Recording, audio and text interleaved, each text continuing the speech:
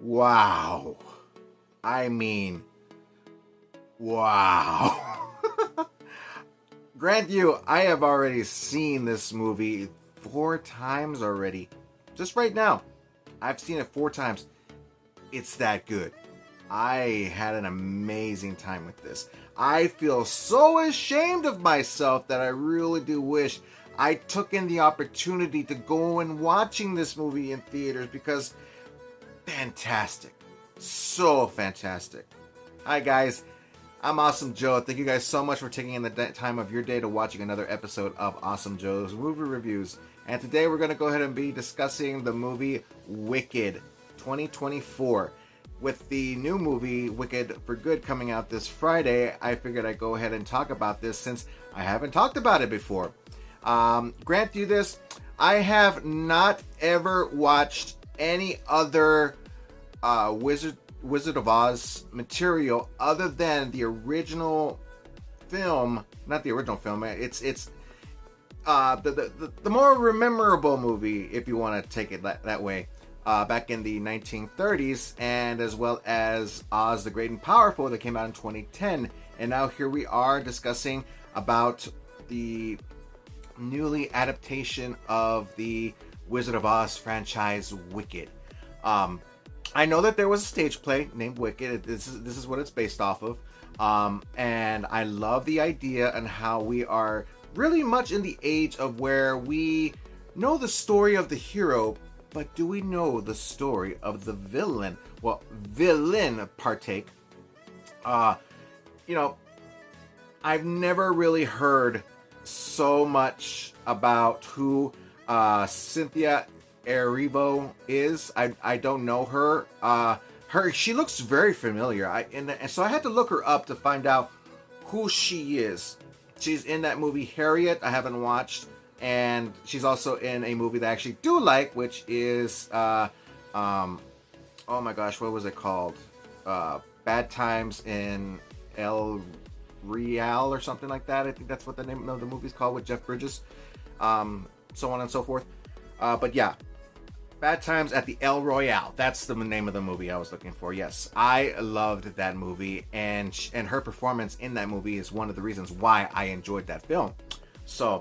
And when it came to this movie, Wicked, the reason why I didn't partake into wanting to watching this movie is because of the fact that I didn't know what it was. I didn't know where it originated from. I know the only thing I knew was the fact that it was another adaptation of the Wizard of Oz story. So, and I'm thinking to myself, I remember how I felt when I saw the trailer to it is, why? We already had an origin story, didn't we? With Oz the Great and Powerful. We saw how the Wicked Witch became to be who she was, and so on and so forth. But I didn't know it was a musical. I didn't know. There was a lot of stuff I didn't know. And that was my fault. That was my fault. I think I should really start taking into considerations to films that I don't really know too much about. Because then later on, I'm surprised, and I'm like, whoa! But yeah, Cynthia Erivo plays the character Elphaba, which is a really cute name. I like that name. Elphaba, which of course it kind of rhymes with alphabet. Not rhymes, but a little bit like it. But yeah, she plays the character who they call the Wicked Witch, and I love her performance. It's just astonishing. Let me get to that in just a little bit here.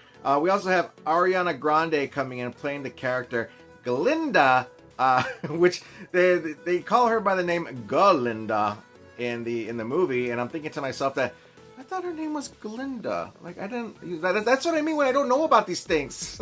I get surprised later on finding out that she changes her name, which pretty much happens in origin stories sometimes, or actually a lot of times. But yeah. I know of Ariana Grande, but I've never heard any of her music. Sorry, I never heard any of her music. I don't really know what modern day music is. I'm more of the old school guy, listening to 80s and under kind of music. But yeah, I listened to some of her music videos. They're not highly memorable. Some of them are okay, but I do love her vocals. Her voice is astonishing. And the way that she approaches herself at the beginning of this movie, because this movie it starts off at the end of the story, and you could see a lot of the facial expressions that she has when having to talking about the Wicked Witch of the West, because those facial expressions express that she has history with this person. She has, there's just something. There's a big, good connection between her and the Wicked Witch that everybody claims her to be. And she has a lot of grief. She has a lot of, looks like she has a lot of what do you call it? She's just grieving. Regret. That's the word I was looking for. Regret. She looks like she has a lot of buried past in there, and she explains that story when they question her if she is her friend. Why does she become wicked? Is everybody wicked deep down inside? Those are the questions that are explained throughout not only just this movie, but I'm pretty sure what happens in the next movie. Because what happens next is when she gets started with her story, she has that little bubble machine, which I kind of just said it right now, is that it's a machine, but she portrays it like as if it's magic. We always thought that, oh, it's magic, awesome, cool, great. But she presses this button with the heel of her shoe, and I'm just like, okay, I'm kind of getting the sense and feeling as to what we're approaching towards, what we're getting to ourselves to. And of course, that's not going to be revealed until later on, either in this film or in the next film. Because what happens next, when it approaches itself into the story that she's telling to all the little munchkins in Munchkinland, is it's the entitlement Wicked comes on. And this is what got me. I already knew there was a second movie coming up, but it still got me when it said Wicked Part 1. And I'm like, oh, how surprised I would have been if I went into the theaters and watched this for the first time, and being like the audiences witnessing it saying Part 1. It's like, there's more? And also, is this movie going to be any good for it to be financially successful to get a part 2, to finance the second film? Those are the things that I was questioning myself. And I was wondering, is it a possibility that this could be great? Is it a possibility that we can get a continuation to answer all the questions that we're asking ourselves throughout this movie? And it's great that it did happen. It did happen. Fantastic so much. But yeah, you get Ariana Grande singing the first time in this film. Fantastic vocals. I love her singing. It's great. But then when Elphaba approaches into this movie, I'm like, whoa, magic, like actual realistic magic. And with both of these voices combined together, woo boy, beyond magic, man. That's just wow, like mind-blowing. I cannot believe it. When I watched this, I just like astonished. Like as soon as I turned on the camera to this video, I just finished watching the film for the fourth time, and my reaction when I first started this video, I'm just like, wow, that's real. I'm being dead out serious. That is real. You don't get movies. You don't get movies as good as these anymore. Yeah, I know I discussed a lot about, weapons and the substance and, Predator Badlands, all the stuff that I've been talking about, Sinners, they all had good ratings. They really did. But this one is, holy cow. I'm overjoyed. I've never been to a stage. I've never been to a play. I really would have loved to see a play, be an audience and part of the play. I was in stage plays back in high school. Great experience. One of my greatest experiences I ever had. And I would have loved to have seen this play in order to gain more of an understanding as to what the story was. But it doesn't matter, because after I even watching it, like I said, right now 4 times, it's available right now. I found out on Amazon Prime, so it was a great opportunity for me to take the chance to watching this film and just have the greatest experience ever. But yeah, these two are at each other. They're at each other's throats. You know, you have Glinda, or Galinda, who's the popular girl who's Little Miss Princess, who gets whatever she wants. So, and then she's at the very high top when you get Elphaba, who's at the very bottom, and you know, she gets teased, she gets made fun of because of the way that she looks. I talked to a friend of mine after when I watched this movie, and he said he watched it already, and I told him that the first thing I said to him was, these people in this movie, in this world, are jerks. They're jerks. I mean, geez Louise, man. She's green. So what? I mean, they're very prejudiced, man. I don't like that. You know, and I know us in the real world, we've had those situations before, and it's still continuing on today. You know, it's all about acceptance and equilibrity. You know, it's just, my goodness, man. And this takes place in a university called Shiz. And yeah, all of these students, they're mistreating her like as if, and especially Glinda, you think that she's just this nice character, but in the end, she's actually wicked herself deep inside. And it's just interesting on how everybody believes that the entitlement of this movie called Wicked is referring to the Wicked Witch, but in fact, it's actually reflecting itself oppositely to everyone else as to who they actually truly are. And deep down inside, they all got a little wicked inside them. And I find that Elphaba is actually a really good character. I find her to being the hero of this, because the way that the movie ends is amazing. But when I get to that, I'm gonna first really quick talk about the green effect.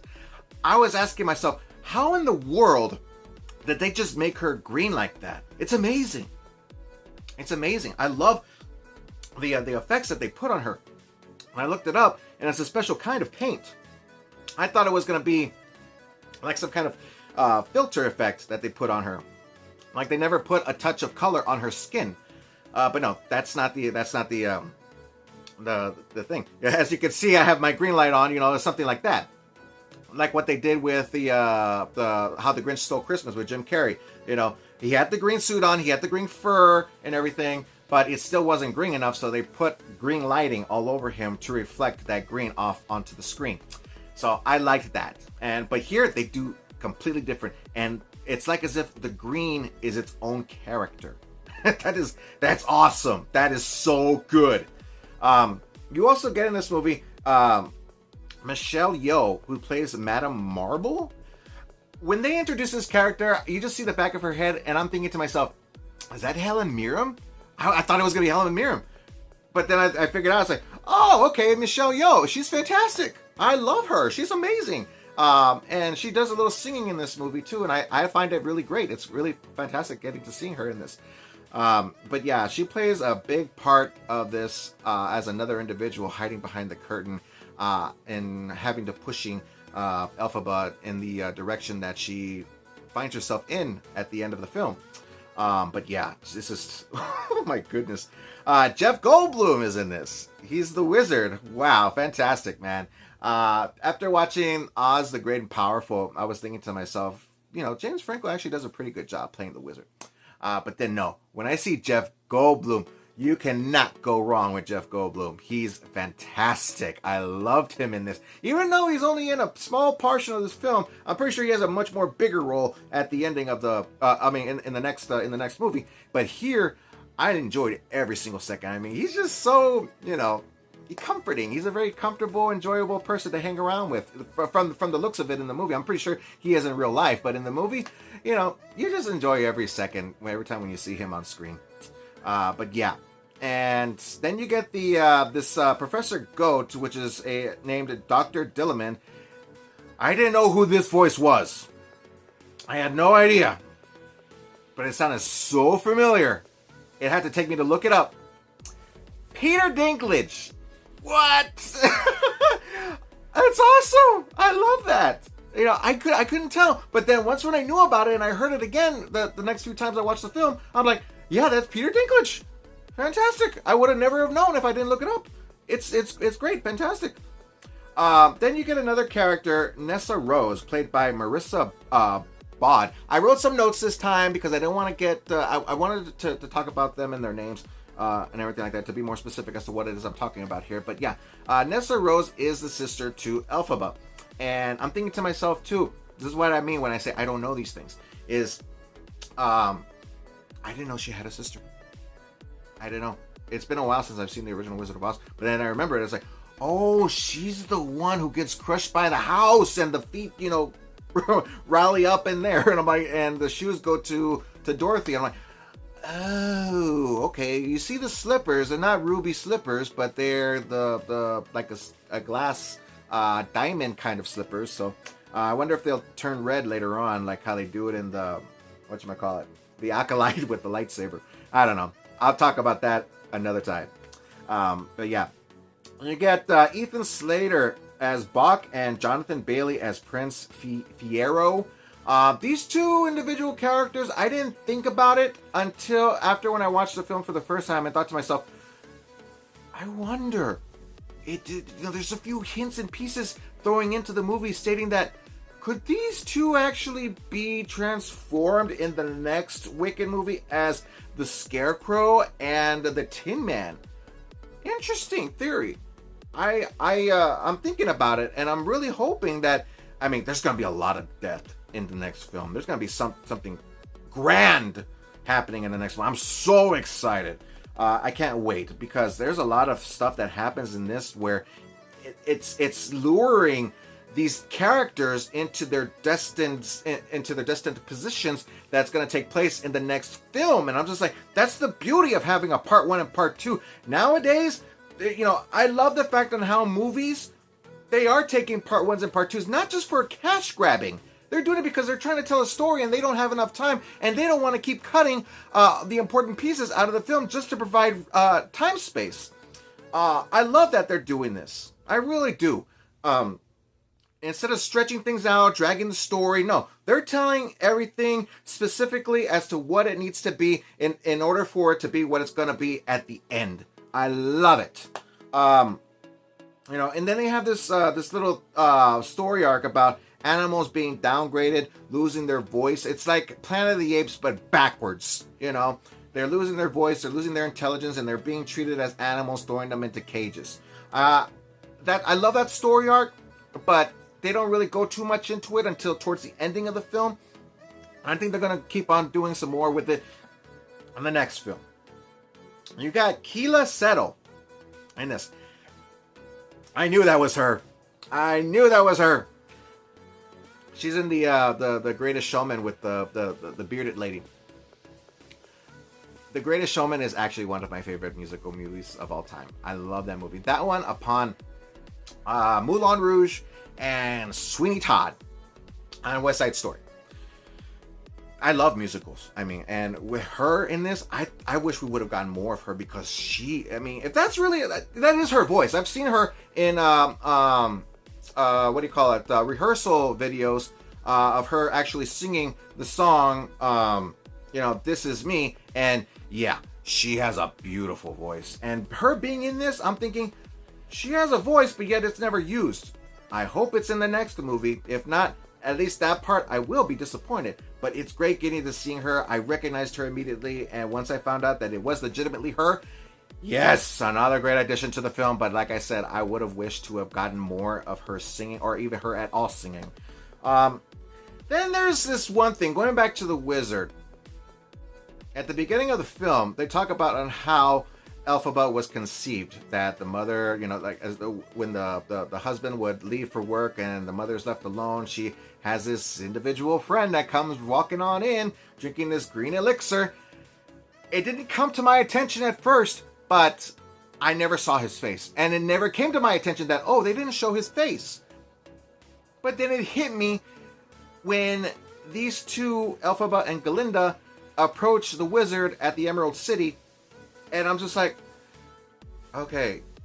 The wizard portrays himself as the big mechanical head, like it's this big mighty being, but then he just completely cuts it off when he finds out that this is Elphaba, and just leaves from behind the curtain and introduces himself as who he is, and not this big mechanical head. And I thought, I'm serious. My reaction. My daughter was with me when I was watching it too. She's like, oh, Dad, are you okay? I was like, oh, legitimately, that was my reaction. I was like, oh, is the wizard Elphaba's actual biological dad? He is. Oh my God, he is. That was legitimately my reaction. It was never revealed, but you can obviously tell that was him. So when I saw the movie 2-3 more times, and I saw that scene where they introduces the stranger that the mother has an affair with, you can even hear the lyrics. They're trying to hide that it's Goldblum's voice, a younger Goldblum voice, and they hide the face, and you're like, it doesn't look like him, but that's the beauty of it. They really try to make sure that you didn't know that the father to Elphaba is the wizard, Jeff Goldblum. I'm serious to God. I can't believe this. This is entertainment, ladies and gentlemen. This is entertainment. I had a great time, a blast with this movie. The music in this is phenomenal. Oh my goodness, man! It's a great movie. Great. I'm losing a lot of time here, ladies and gentlemen. I just can't get over it. It was so fun. I know you get to find out also that Elphaba at the end, she's the one who's responsible for the flying monkeys. You're going to see how she's introduced with the hat, which, by the way, I'm going to go ahead and say my absolute favorite scene that actually made me cry in this movie was the dance scene when she is being humiliated by wearing the Black Witch hat. And so instead of her, running away in tears, she just stood there very confidently and just started dancing. And others would say that she's humiliating herself, but no, she's standing strong. You go, girl. She's standing strong, and she doesn't give it. Excuse my language. She doesn't give a damn as to what people say. But then Ariana Grande, she says this. Glenda, she says this, stating that. No, she does care what people say. She's really hiding, how she really feels. And I felt that. I'm feeling like crying right now. I really felt that because, everybody goes through these things, getting bullied because of how different we are. We're all different in our different sort of ways. And for me, yeah, I've had a history of things like that happening, and it really got me. But the way how Glenda, she comes in and supports her. I cried a lot. And then you see Elphaba, she cries too. And it just, I bawled out. I cried in tears. That's my favorite scene of this entire movie. I mean, there's a lot of great things that happens in this movie, but that is by far my most personal favorite. And you all know that it's hard to make me cry. It's really hard to make me cry, but if you get me to cry, oh, you're in my favorite. You're in my favorite list of. You're on my list of favorite movies of all time. Yeah, if you can make me laugh, and if you can make me cry in a movie, favorite movies of all time. I don't have a number one favorite movie ever. It's just I just have a list. There's no favorite numbered one or anything. It's just a list. But yeah.